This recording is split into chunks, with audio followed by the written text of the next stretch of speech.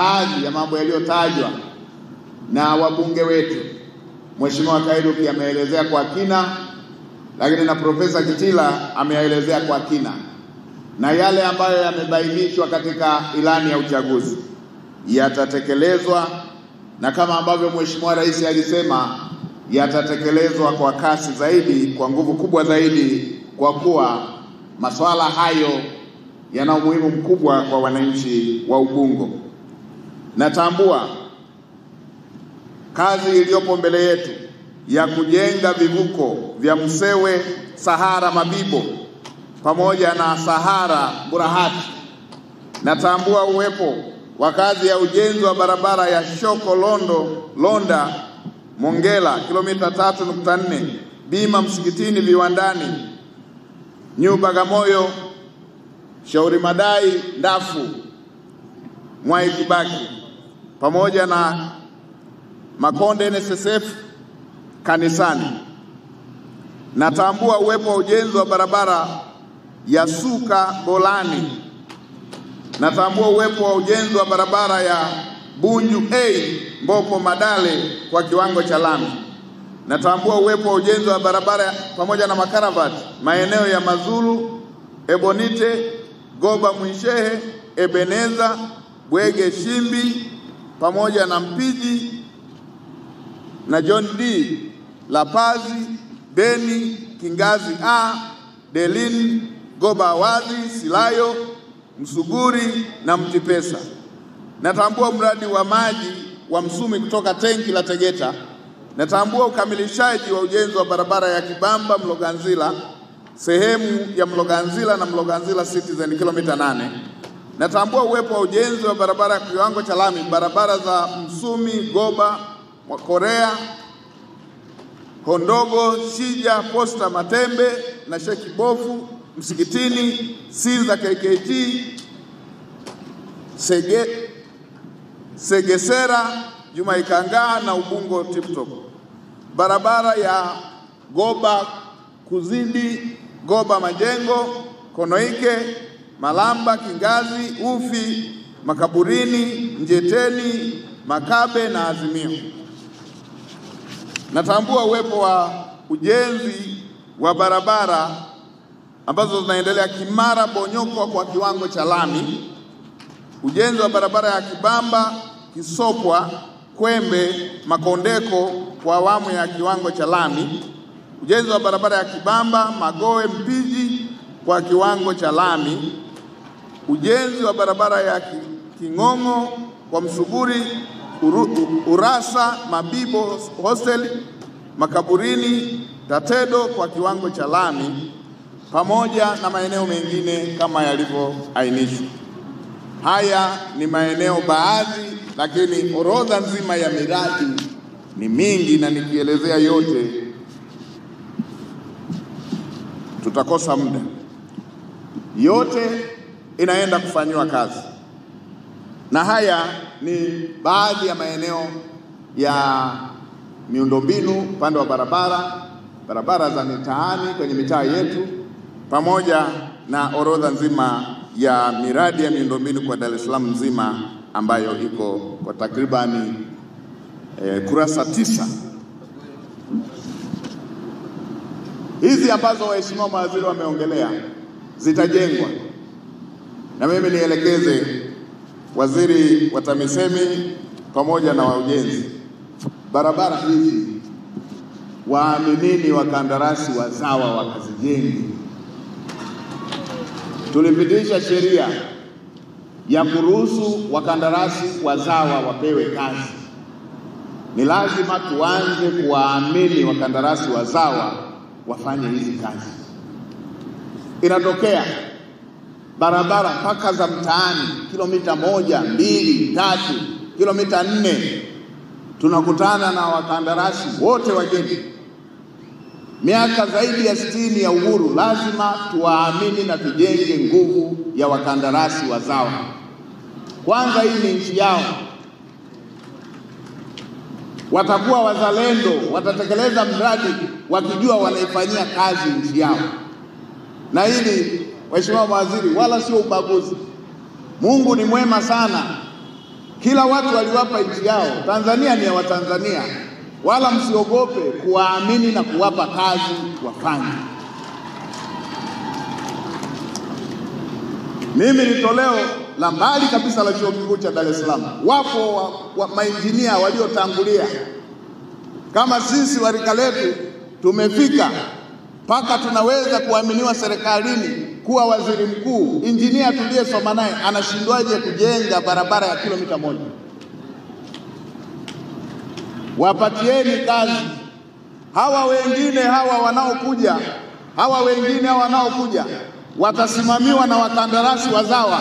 Wawaombe kazi, wapewe subcontract kama ambavyo miaka mingi Watanzania wazawa wamekuwa wakipewa subcontract na wageni. Na kazi kubwa zinafanywa na wakandarasi wazawa.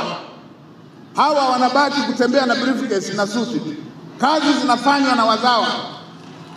Na wengine serikali inawalipa, wanawababaisha wazawa kuwapa fedha zao ambazo kazi imeshafanyika.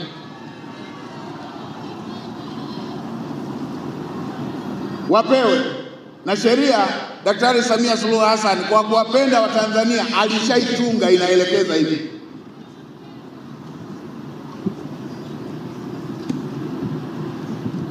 Ndugu wa Tanzania, duniani kote hakuna nchi ambayo wananchi wake wote wameajiriwa serikalini.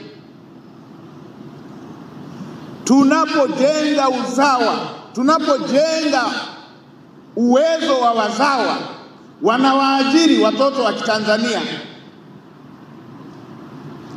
Tunapowajengea uwezo wa Tanzania, wakawa na uwezo wa kujenga barabara kilomita 50, kilomita 100, pamoja na maeneo mengine kilomita 200, majengo na maeneo mengine. Hawa watu lazima wataajiri vijana wa Tanzania wanaohitimu masomo ngazi mbalimbali, wanaohitimu ujuzi mbalimbali, na hili liende sambamba hata katika maeneo mengine. Kazi inayoweza kufanywa na Mtanzania ifanywe na Mtanzania, kwa sababu nchi hii wa Tanzania ni yao. Yapitiwe mpaka na maeneo ya biashara. Biashara zinazoweza kufanywa na Watanzania zifanywe na Watanzania.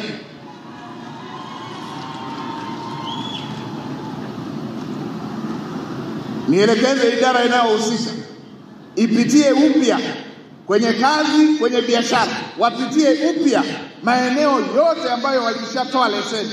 Wapitie na upya maeneo yanayoendelea kutoa leseni. Maeneo ambayo kazi inaweza kufanywa na Mtanzania ifanywe na Mtanzania. Maeneo ya biashara ambayo biashara inaweza ikafanywa na Mtanzania ifanywe na Mtanzania. Haya lazima tuambizane ukweli, kwa sababu Mungu aliumba kila watu, aliwapa nchi yao. Tanzania ni ya Watanzania.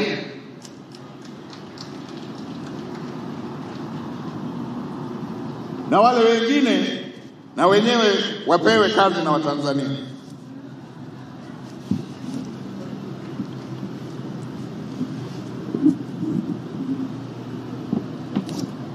Wala hatuna haja ya kuogopa kwamba wataharibu. Atakayeharibu tutashughulika naye. Na hata hawa, Mheshimiwa Mkuu wa Mkoa uliosema na Mheshimiwa Waziri umesema, mfanyakazi yeyote mzembe, mla rushwa, wala msimhamishe, mfukuzeni kazi. Vijana wa Tanzania ambao wanaweza wakafanya kazi kwa uadilifu wapo wa kutosha. Kama zamani tulikuwa tunahamisha, enzi hizo hatukuwa na watu wa kutosha. Sasa hivi vijana wa Kitanzania wa kuweza kufanya tunao wengi. Ambaye anafanya kazi vizuri mpeni sifa zake. Tuna Watanzania wengi watumishi wanafanya kazi vizuri. Lakini wale wazembe, wavivu, wala rushwa, wala msiwahamishe. Asiharibu wilaya hii mkampeleka wilaya nyingine akaiharibu na hiyo. Mfukuzeni. Wekeni mwingine afanye hiyo kazi. Mheshimiwa mwenyeji wetu, tumepita kukagua maeneo yaliyoathirika, na mimi niungane na Mheshimiwa Rais pamoja na waheshimiwa mawaziri waliotangulia kusema na wasemaji waliotangulia kutoa pole kwa wale wote walioathirika na tukio hili. Poleni sana. Tumekagua miundombinu, lakini tukio hili lina madhara ya upotevu wa maisha pia. Na kwenye upotevu wa maisha wapo na ambao hawakuhusika na hawakuwa na hatia. Kwenye imani yangu, damu ya mtu asiye na hatia kumwagika sio baraka. Na hili jambo lituelekeze Watanzania kwamba tunatakiwa tuangalie upya hatua zetu tunazochukua. Na ndio maana kwa ukubwa wa jambo hili, Mheshimiwa Rais ameunda tume. Na mimi niwaombe Watanzania, jambo hili alilofanya Mheshimiwa Rais sote tuliunge mkono. Ameunda tume ya Watanzania senior citizens, Watanzania wanaoheshimika wafuatilie kwa kina jambo hili. Tujue, ni vizuri tukajua undani wake kwa jambo hili. Hili si jambo la kwenda kwa hisia tu, ni jambo kubwa, si jambo la kwenda kwa hisia. Ndio maana Mheshimiwa Rais